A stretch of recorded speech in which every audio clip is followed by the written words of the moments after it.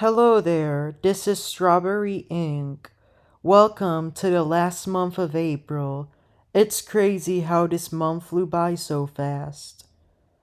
We will dive deep into the dark corners of the justice system today, seeking the truth no matter how ugly it may be.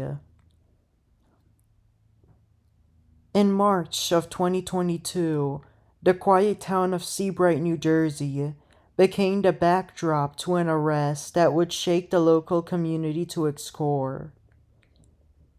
Ocean County deputies entered an apartment on March 9th of that year to arrest Christopher Gregor, who had once been seen as a father but was now facing charges far darker than anyone could have anticipated. This was the second time deputies entered that apartment he lived in to arrest him, unlocking the door and busting in unexpectedly. Right, it happened 2 times. The previous time had been in July 2021, on the 7th day of that month. He had been arrested by those deputies and taken to their headquarters, the Ocean County Sheriff's Office. He had then bailed out of the Ocean County Jail after Judge Guy Ryan let him do so.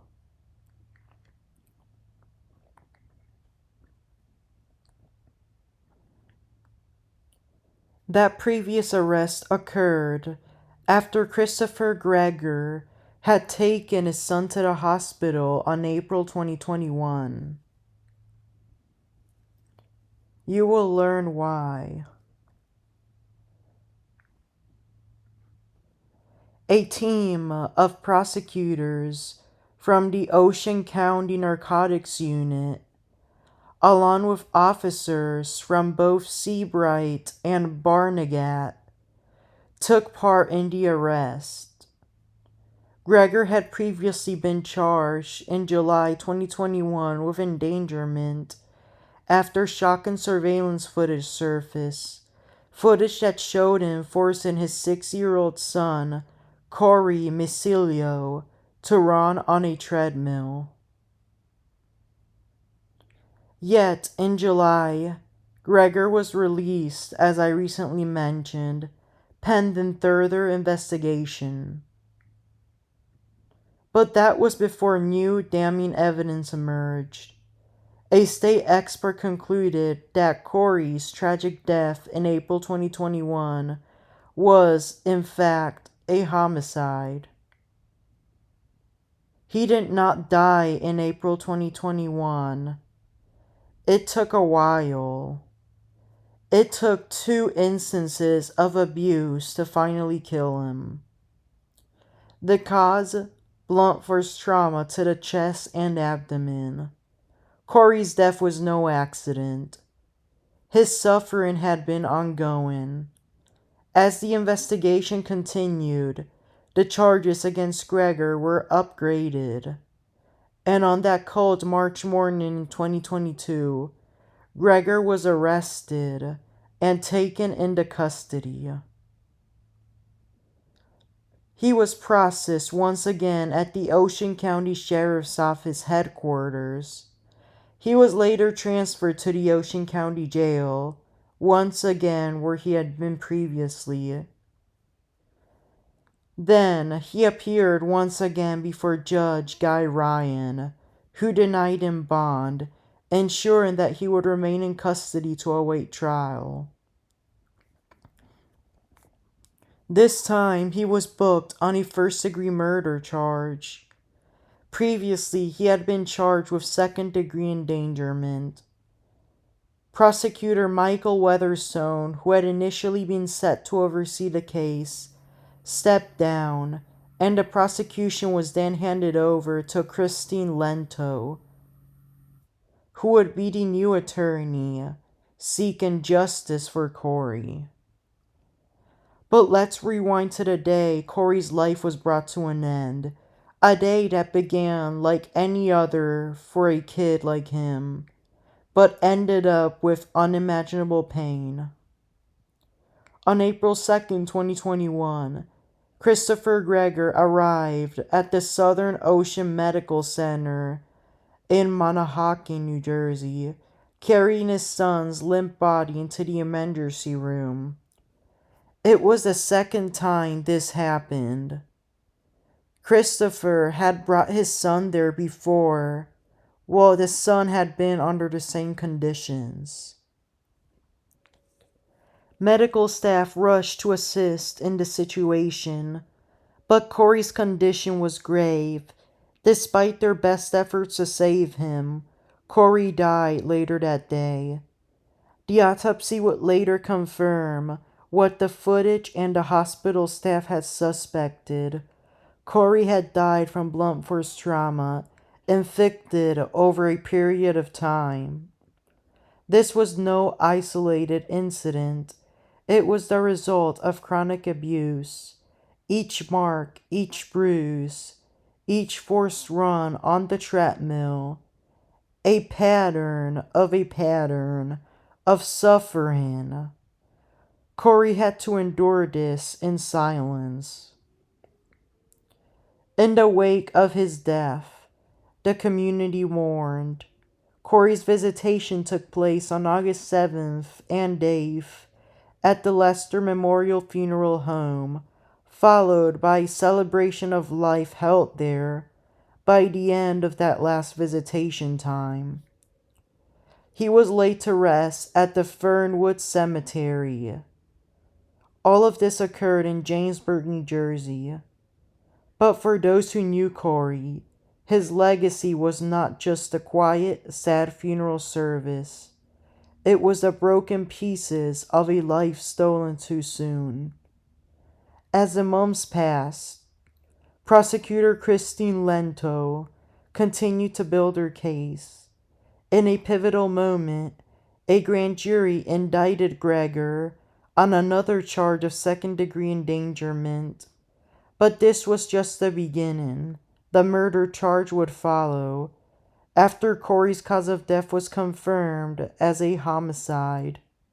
Yet, through it all, Gregor refused to take any plea deals, maintaining his innocence despite the mounting evidence against him. By the time of his arraignment, Gregor was facing 3 charges, 2 counts of endangerment in the second degree, and 1 count of first-degree murder. His plea, not guilty to all charges. The judge, Guy Ryan, would ultimately allow the case to move forward, but only on 1 of the endangerment charges and the murder charge. Gregor was held in jail without bond awaiting trial. In May 2024, Gregor's trial began. His private attorney, Mario Gallucci, defended him against the charges, but the evidence was overwhelming. The trial lasted for 31 tense days, with testimony from medical experts, law enforcement, and those who had witnessed Corey's suffering. Throughout the proceedings, Judge Ryan refused to declare a mistrial despite Gregor's defense efforts. This judge had also refused to accept a motion of acquittal, which would have let Gregor go early. On the final day of the trial, the jury convicted Gregor on 1 count of endangerment and a lesser charge of aggravated manslaughter. However, he was found not guilty of murder. That murder charge had been reduced to manslaughter.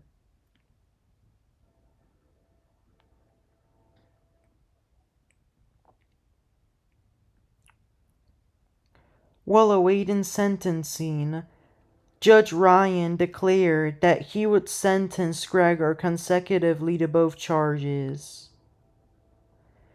and that he would prohibit him from being released pending appeal. On August 2nd, 2024, Judge Ryan sentenced Christopher Gregor to 25 years in state prison, 20 of those years for the aggravated manslaughter, and 5 years for endangerment. The sentence came with a condition.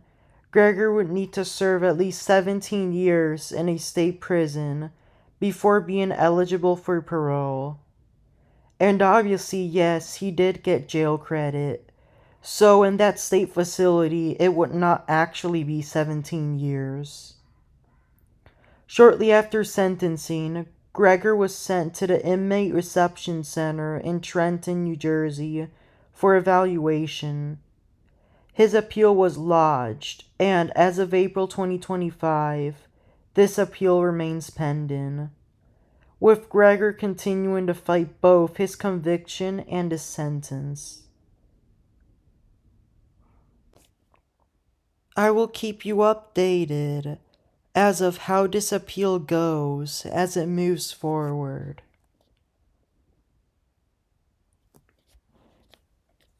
After being evaluated, Gregor was moved to another Trenton, New Jersey prison. It is called the New Jersey State Prison, which was formerly the Trenton State Prison. That is his permanent facility where he will be serving his sentence from now on.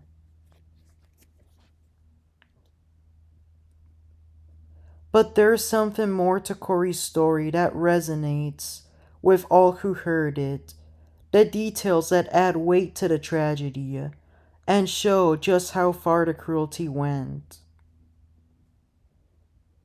Christopher Gregor had complained that Corey was fat. Even though others did not agree, that's what Gregor claimed several times. That is why Gregor made him run on the treadmill that much. On the final day that Corey was forced to run on that treadmill, a moment still burned in the minds of investigators. Gregor had told his son, while they were at the kitchen, go put some socks on, as he had been barefoot. Corey, exhausted and likely already beaten down by the daily abuse, trudged to his room. When he returned, with socks on, white socks on, his father was waiting for him. He handed Corey his black shoes and told him, put these on and run on the treadmill.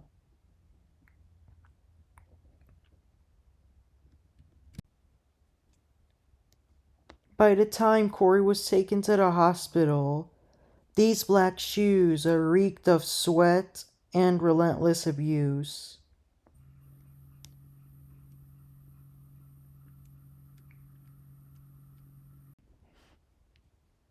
The shocking thing is, these shoes smelled that much even though he had been wearing socks every run, which is quite unusual. This means that the treadmill incidents occurred several times.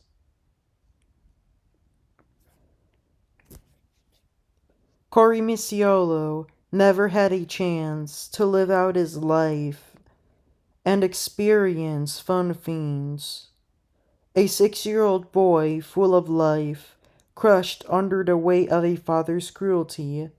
His story and the arrest of his dad serves as a reminder that justice does not always come easily, and that the scars of abuse go far beyond the physical. This is Strawberry Ink.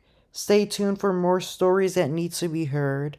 Please like, follow, subscribe, and share. Have a good rest of your day. And thank you so much for having tuned in to me this month.